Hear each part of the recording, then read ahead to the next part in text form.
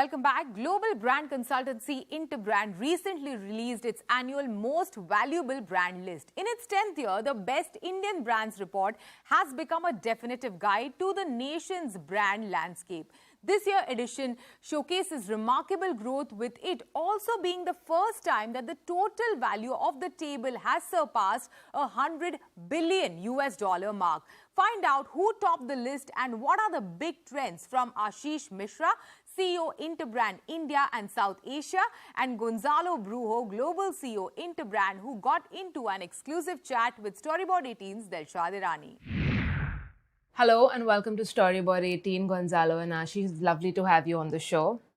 Thank you and welcome to Interbrand. Let me begin with asking you both, what is that one key takeaway from this year's evaluation of the top brands that you all have sort of gathered and observed? I'll start with you, Gonzalo. What was your one key highlight? Well, I think the key highlight of today's ranking is that the economic situation is doing better in India.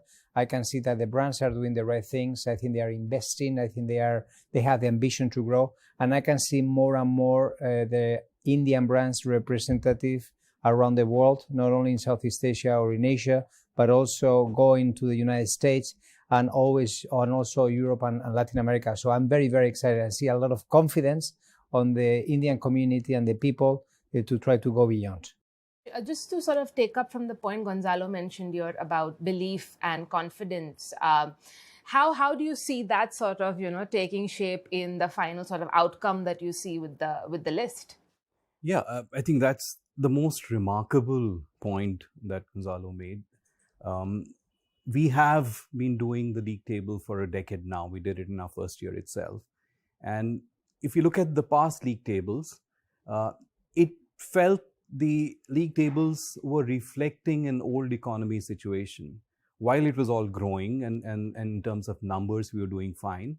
But the kind of brands that dominated the best Indian brands historically came from the old sectors, the so-called old economy sectors. There were a lot of diversified businesses. There were a lot of financial businesses and utilities and stuff like that. What's most remarkable in this league table is the fact that it's now aligned, and there seems to be a universalization of branding, so to say, that we're beginning to see in India. So you'll see tech brands, you'll see the businesses and the sectors that are really driving growth, driving value around the world, beginning to find dominant presence. And where does it come from, really? I think, like what Gonzalo mentioned, it is the businesses leading for a long time to brands beginning to lead now. And that comes from self-belief and confidence. That's very interesting. Brands beginning to lead now. But since you've started talking about the list specifically, let me just go over the top 10. And then I'm going to ask you, what is that one commonality that sort of ties them in and, brings them up on the list. So there's TCS at 1, followed by Reliance Industries. We have Infosys at 3, HDFC Bank at 4, Jio at 5, Airtel at 6, LIC at 7, Mahindra at 8. In 9th place is SBI, and in 10 is ICICI. So again, we still see, some of the sort of the banks and the old economy companies, but we also see a lot of the new economy firms. So Gonzalo, I'll come to you first, and you could perhaps sort of compare it to what you see on a sort of a global benchmark and scale.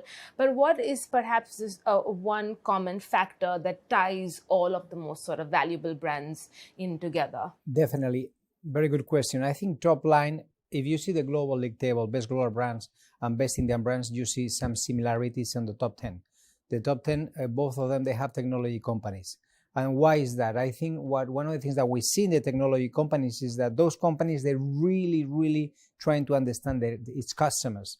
They really want to understand their segmentation, their customers, how they buy it, what are the things that they can offer to them. So I feel quite exciting that there is definitely a comparison between the global league table and the local one. So the second thing is that they are very agile. I think because they understand the big data, their customers, they are trying to move faster. What I need, how I can help you, how I can be more relevant, how I can improve my customer service to you. So I think these digital companies, because they have the data, they move faster. And I think the third thing is because they know what they want, they know what the customers are looking for. They are probably the biggest innovators right now. So they are trying to bring different offers, different solutions around the world that are in high demand of the Indian community in Mumbai, in India, and around the world. And it's interesting that whether it's the global league table or the local league table, the top 10 have a very special status. And we actually call them Super League of league table. So there is 100 most valuable brands, but the top 10 are Super League. And likewise in India, the top 5 or top 5 actually out of the 50 are the Super League. And they reflect a pattern, they reflect a value, the kind of dominance and the kind of value creation that you see from the top 10 globally or the top 5 locally is disproportionately high to the rest of the table. They are contributing a very large percentage and almost exceeding the balance 90 or the balance 45. So that's one thing which is really common, that the super league of brands are really the beacons, and they are demonstrating this really radical progressiveness globally and locally. And there are, if you talk about global, you'll see the likes of Apple, the likes of Nike, Amazon, and the kind of reinvention they're doing to the business models, the kind of stances they're taking. We call the definitive initiatives as iconic moves, and you begin to see the iconic moves that are being made by the global and the local Super League brands. I think that is the most remarkable similarity. I think something that is very, very exciting to see also some commonalities of the global league table and the local one is that the Indian community as leaders in the best global brands. You have more than 20 CEOs that come from India.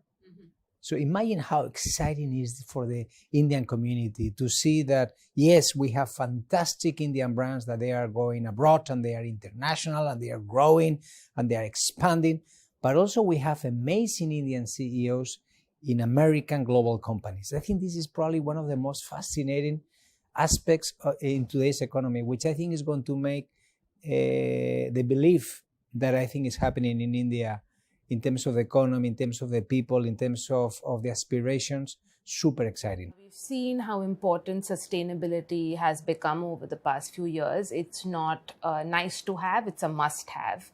It's a business imperative. ESG, of course, is top on the agenda of every CEO and every financially responsible company. Tell me, in your view of how you've seen the value of brands evolve over the years, how has that sort of sustainability piece, how is that piece around culture, about putting in the new bottom line, which is people, planet, profits, how has that changed for the most sort of valuable brands in the world? Gonzalo, I'll come to you first. So critical as a differentiator today, and I see today in today's world that these companies, they have a specific purpose to try to add something to the society. This is not about profits, this is about something else. We live in one world, and what we need to do is make the most of it. And I think finally companies, they have the belief that they need to do something different. We call it acts of leadership. So what we believe is that the companies, they have the opportunity to drive change in this specific category, talking about climate change, sustainability, ethics, and integrity. Those are going to be very, very important topics for the brands, but also for their CEOs and the C-suite. This is happening everywhere around the world.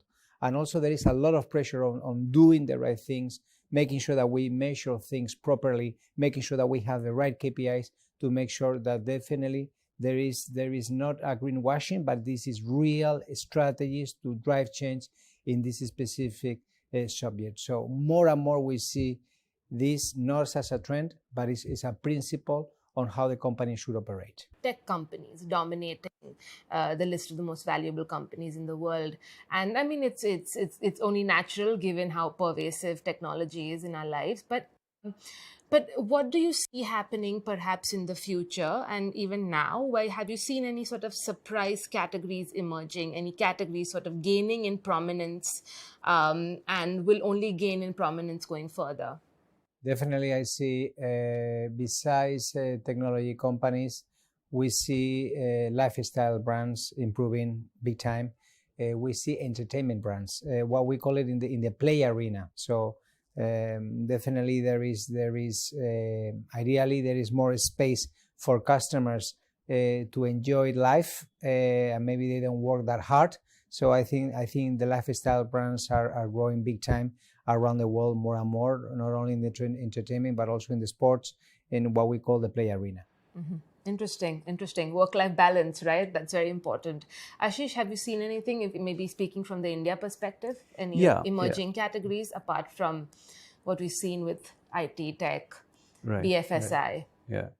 Yeah. I mean, it's a really interesting development as an answer to that. Some of the sectors Gonzalo mentioned are the ones, and if you put the India context, you'll understand why. So, technology, because there is a technology in every business, it's going to grow. FMCG, because we have 1 billion plus people, and therefore consumption is always going to drive FMCG. We would have entertainment and lifestyle because we're moving up the value chain. So I think those are all sectors. What's really worth talking about is there may not be one sector. They may be the same brand playing across many sectors, and we call it, Gonzalo did refer to it as arena. What we speak about as a new pivotal shift in the space of brands and branding is shift from conventional categories to broader arenas. Now, if you look at Amazon or closer home Jio, how would you describe what category they operate in? And we talk about this phenomena as brands that build relationships with customers, having the license to transcend the conventional categories. So Apple does it, Google does it, Amazon does it, Jio does it. We're beginning to see JSW doing it.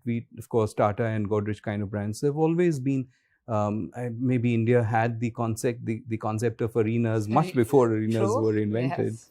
So we've had diversified, which in a sense were arenas, but increasingly you'll see brands globally and locally playing across sectors using the relationship that they've built with the customers. So, for example, if you see today a local example, Jio, when we launched Jio, when we created Jio a few years ago, at the beginning was telecom, cellular, mobile, then moving to entertainment, then moving to now lifestyle. Again, you can go here, shop, and you can have experiences and interact in a different way with the Jio brand, which is super exciting. And what will be next? Well, they will be competing with financial services. Again, there is the discussions of Jio Financial Services or Jio Pay, which probably will come around soon as one strategy. So as you can see, as it mentioned, we are moving from industries to arenas. Apple competes with the Arena Fund. Apple competes in the express and in entertainment arena. So as you can see, there is kind of a shift in terms of industries to arenas. So brands enter into different categories. Jio is definitely a perfect example on how brands are evolving in this market. Absolutely. That's fascinating. It's the era of arenas, right? Absolutely. Well, thank you so much for your time. It was lovely chatting with you both. Thank you. Thank you. Thank you. With that, it's a wrap on Storyboard this week. You can catch all of our content on Facebook, Twitter, and YouTube. Thanks for watching. We will be back same time next week. See you soon.